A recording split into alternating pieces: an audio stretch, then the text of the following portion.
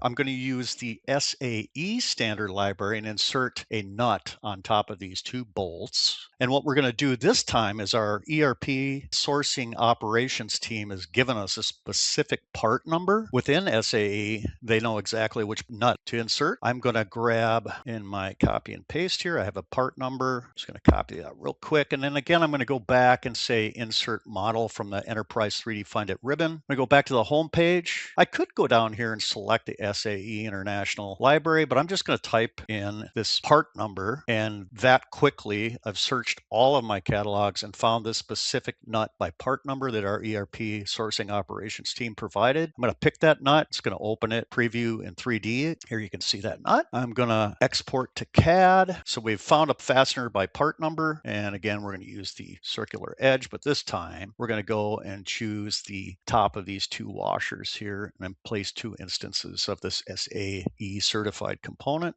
And there we have it.